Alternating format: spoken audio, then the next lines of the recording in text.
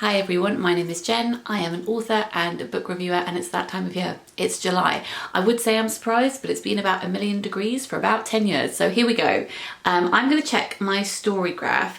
I did a video 2 weeks ago where I talked about what I've been reading so far this year, but I have read more since then. So let me give you a quick snippet of stats if my phone will load. Okay, so far this year I have read 65 books, which is a total of 19,559 pages. And out of those 65 books, I have picked a top 10 plus one honourable mention because it's a reread and I don't tend to include those in favourites video, but I made an exception this time and I will explain why. So please do pull up a seat and join me and yeah, let's talk about books. So the exception is this.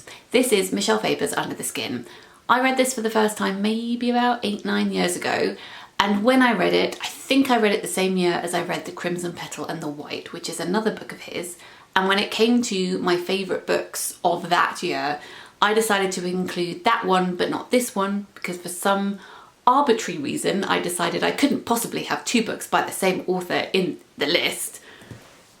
Why, Jen? I have no idea. Anyway, so I hadn't ever thought about this as an absolute favourite because I often refer back to those lists, which is interesting actually. Maybe we can consider that at some point. I have been doing a project over on Patreon this year and last year where I have been revisiting some of my favourite books to see if they are still my favourite books. This was one of them, and I love this even more upon a reread, so I wanted to give it an extra shout out, almost like an apology to Michel. I'm so sorry that even though I love this book so much, I haven't talked about it enough, apparently, on this channel. I also think that I have now reread enough favourite books to do a favourite books of all time, which I say tentatively because obviously our tastes change all the time, but I feel confident in recommending books I say read for the first time 10 years ago and absolutely loved. So that video will come probably at some point this year. Anyway, this one, what is it, Jen? This is Under the Skin. It is a science fiction novel about a woman called Italy who is driving around rural-ish Scotland, the motorways in rural areas of Scotland, and she's picking up hitchhikers, strong men. That is her very specific criteria. You find out why early on, but I don't particularly want to reveal that because even though you find out in the first, I don't know, 50 pages or so, it's kind of nice to read that yourself. If you enjoyed The Book of Strange New Things, if you've read that one, you will enjoy this. It is haunting, it is creepy. It also kind of leads you in the wrong direction to begin with, because I remember when I read the book the first time and I was reading Italy's character, I thought, and apologies to Michel, that it was a really badly written female character who was talking about her boobs a lot. And I was just like, women don't do this. What is going on? But there is a very valid reason for why she is speaking like that. And knowing that going into the reread made me so much more comfortable in the book's uncomfortability very early on, and I enjoyed it all the more for that. So a brilliant reread, loved it very much. If you want something slightly weird in your life, then this one is for you. Oh, and if you have watched the film but haven't read the book, read the book. The film is brilliant with Scarlett Johansson, but it's very, very different to the book because there's something in the book that wouldn't translate well onto screen, so they had to change the premise ever so slightly. So you get two very different but very brilliant adaptations of the same story. On to my top 10. So the first one is one that I'm including because it was a lot of fun. I don't think it's the best book ever. It is flawed, but I had a great time and I think that deserves rewarding. I'm going to include it here. This is The Catch by TM Logan. I have now read all of Tim Logan's books, many of which I have read this year. Actually, I discovered him on a list of recommendations of authors you should check out if you also like Nikki French's books, and you know that I really like Nikki French, so I decided to check him out. The first book I read was The Curfew, which I loved, and I haven't always enjoyed his books. The ones that deal with gang crimes I'm not hugely into because I don't really enjoy reading about that very much, but the family dramas I really do like, and this is that. So this is told from the point of view of a father whose daughter is going to get married, and it's quite sudden. He's very suspicious of the man that she's just met, so he decides to do some research on who this guy is. It's narrated, I listened to the audiobook, narrated by Richard Armitage. Chef's kiss, so good. And this dad makes some very questionable and terrible decisions, and yes, that propels the plot along, and yes, it makes you want to eat all of your fingernails while you scream at him to get out of the situation that he's found himself in. I just honestly had a great time. I listened to this near the beginning of the year when, if you're new, I have a 1-year-old, and at the beginning of the year we were going through some sleep regressions, and I listened to this during that time. It kept me company, it kept me entertained. Would highly recommend. Next on my list we have Pizza Girl by Kyoung Frazier, and this is, I was going to say slice of life. That was a pun I did not intend. It begins as a slice of life and then descends into something else and lures you in a way that you're not really anticipating. I was going to say in a similar way to Under the Skin, actually. They are very different novels, but they just have this quiet, get under your skin, again, no pun intended, type quality to them, which leads you down a path very calmly, and then you're in a different place that you feel like you didn't particularly sign up to be at. And I like that very much. So this is about a teenage girl who works at a pizza joint. She's a delivery girl, and she discovers that she is pregnant one day. And this leads her to reflect on her relationship with her father, which wasn't particularly good. Her father is no longer with her. She lives with her mother and her partner. And all of the characters in this book aren't really communicating properly. They're their own little islands in their own little turmoil. And she copes with all of the difficult feelings she's having by becoming emotionally attached to a woman who starts to order pizza weekly from their pizza place. She asks for pizza with pickles on for her young son who won't eat anything else. And yeah, she becomes obsessed with her. I won't say more than that. I will say if you enjoy, I'd say Convenience Store Woman by Siaka Murata. Again, they are different, but I think if you enjoy the tone of that, you will like this one as well. I just was so invested in a way that I wasn't particularly aware of until I got to the second half of the book and bawled my eyes out at one point. So yeah, loved this one. Then I wanted to give a shout out to All Fours by Miranda July. I know this is a very Marmite book, and there were moments at the beginning when I was reading this thinking, what is happening and what am I reading? I talked about this a lot in my Women's Prize reading vlog. I read all of the Women's Prize long list this year. I will link the video in the description box down below, but just very briefly, this is about an unnamed woman who is a filmmaker, and she decides she's going to, instead of fly to New York from her home on the West Coast, she's going to drive across the United States. And as she sets out on her journey, she quickly abandons it and only drives half an hour down the road, pulls into a motel, rents a room, spends $20,000 then redecorating that room to make it into her ideal home, and lives there for a couple of weeks in the most debauched but liberating and ridiculous way. It's in many ways very endearing as well as being very in your face. It's an exploration of sexuality, it's a discussion of menopause and desire, and I pitch this to people as erotic Wes Anderson. That is how I would sum up this book, and if that appeals to you, then you should maybe check it out. Next on my list we have The Book of Guilt by Catherine Chidgey. This is a recent release. I was super excited about this because I adored her novel Pet. It was my second favourite book last year.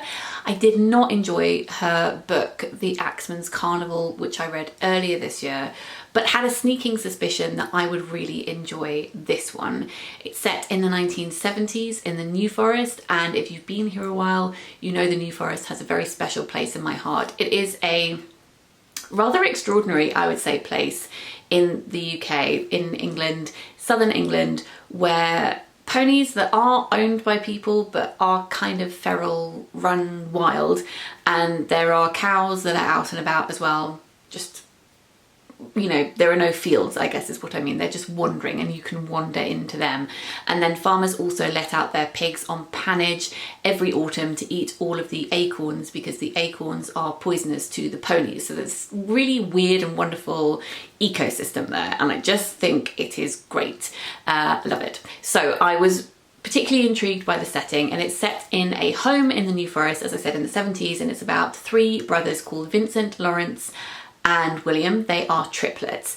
And this is a tricky book because, as many people have said, you don't particularly want to spoil it, but I also think it's a very obvious premise. I knew what was happening from the very beginning of the book, and that wasn't because I had read spoilers from anywhere else, so I don't want to do readers a disservice by speaking down to them, because I think that we can all get what's going on very early on.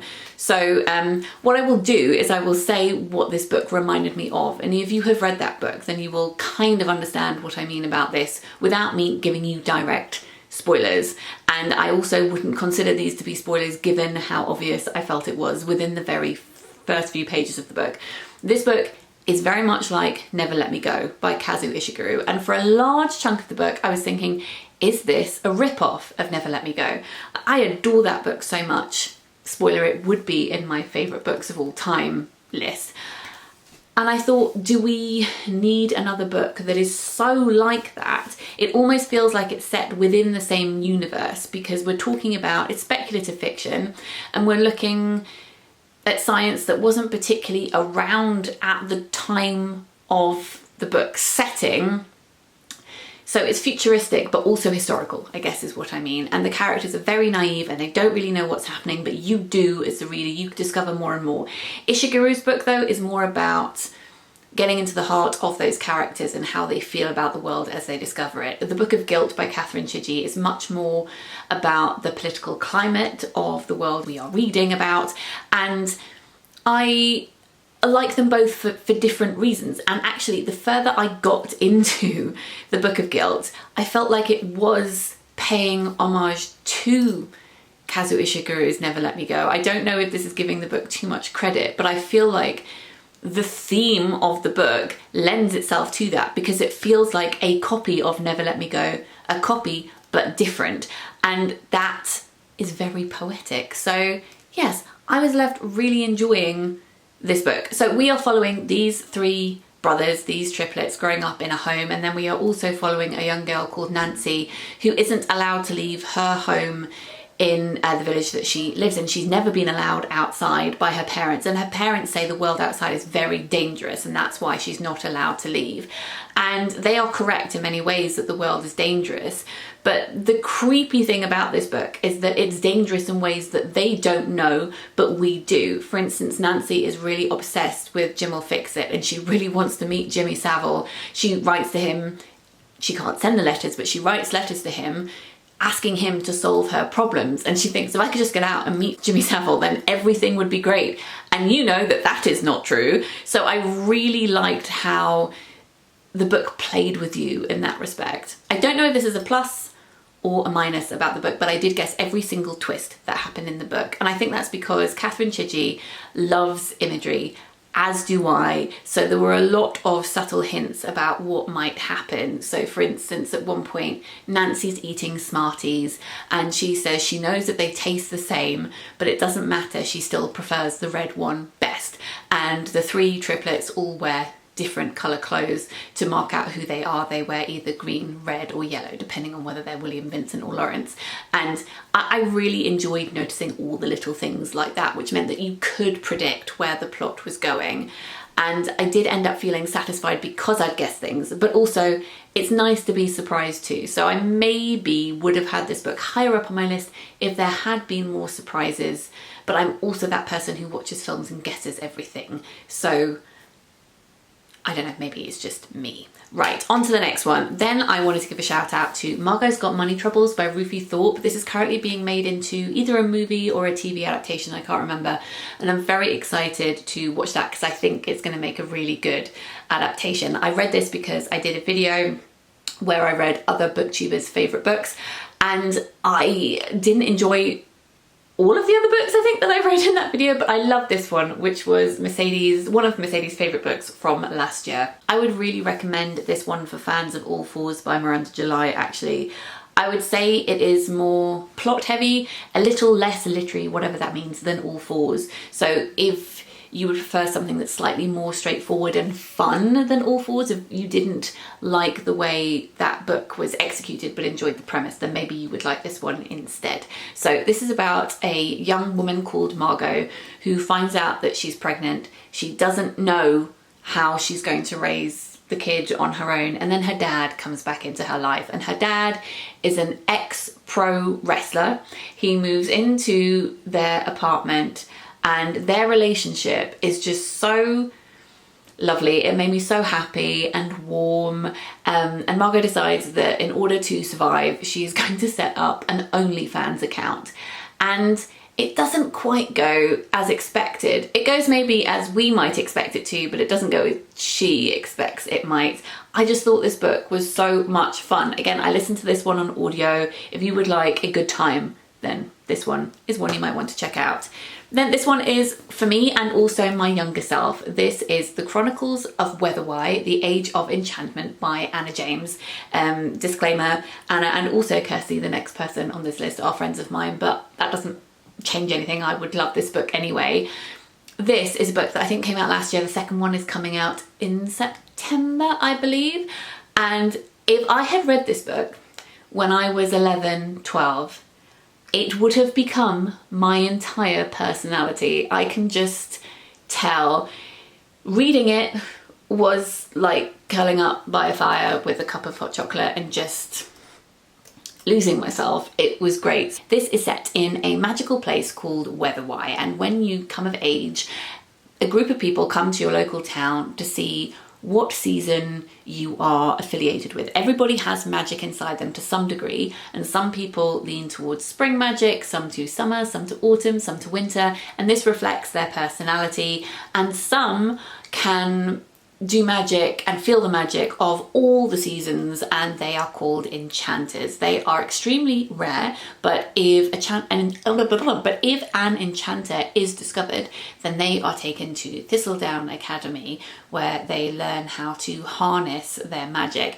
The magic in Whetherwhy is woven into the fabric of the geography. So you can knit spells together, or you can unpick them. You can make a spell that's called a tangle, and if it turns bad, if it's evil, then it's a knot.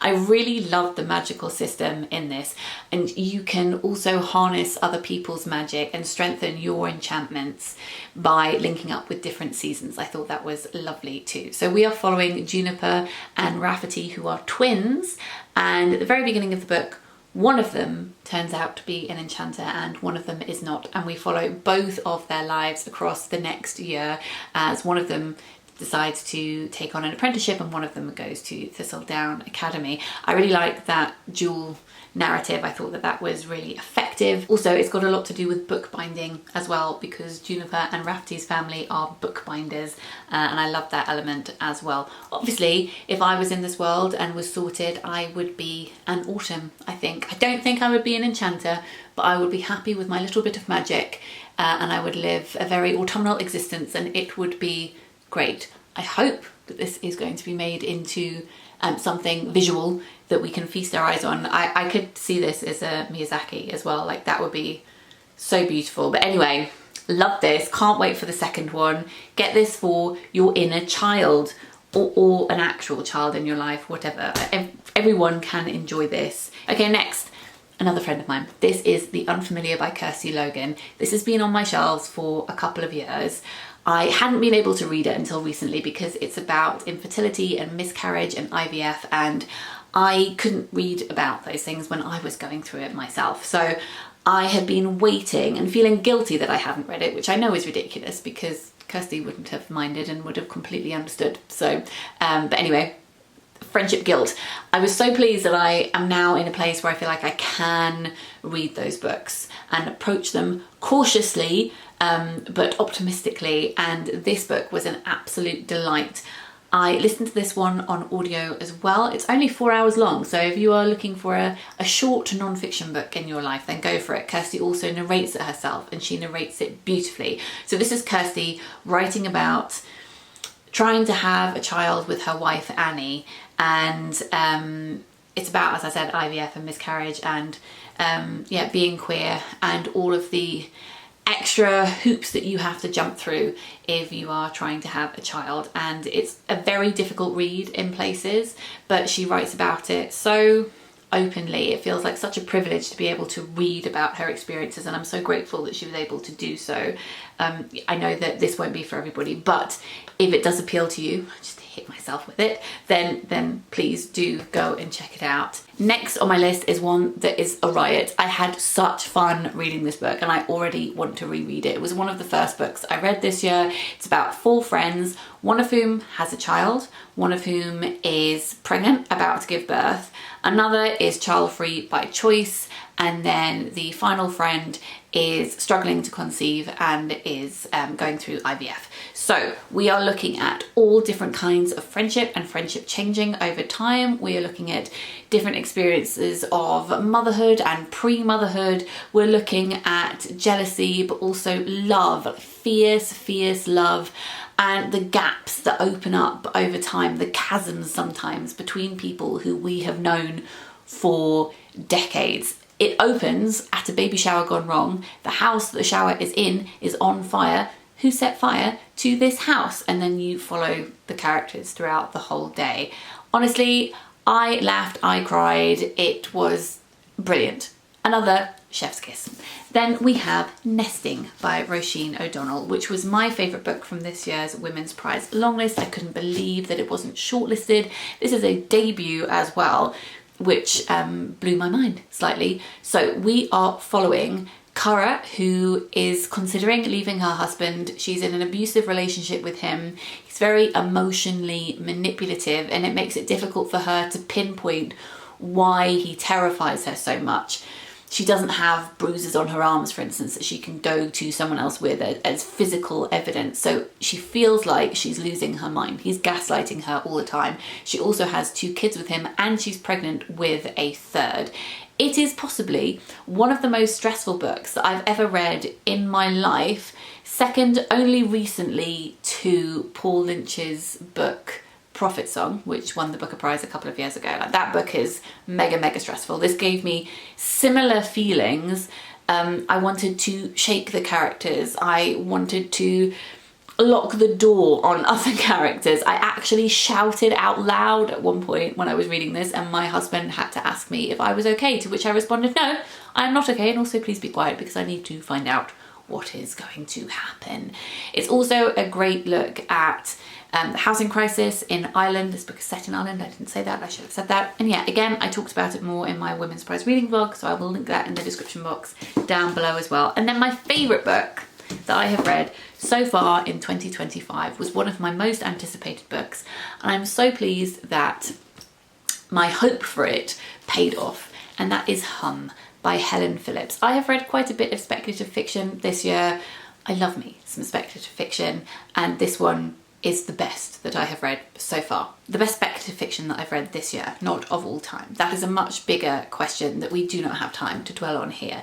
Anyway, this is a novel about a woman called May, and at the beginning of the book, she is getting her face slightly altered. She's doing this procedure so that facial recognition won't work, because she lives in a world where there are hums, which are robots, they are AI, that people encounter all the time, every day, and when that robot comes up to you and looks at you, they use facial recognition to access every bit of information about you, and then when they're talking to you, seemingly helping you out in the shops, etc., they will be advertising to you. It reminded me quite a bit of the Black Mirror episode Common People, which is in the most recent series of Black Mirror. It's deeply unsettling. So May is having this procedure to basically alter a pixel in her face. It is a very small change that will not be noticeable to most people, perhaps to her immediate family if they're really looking at her closely.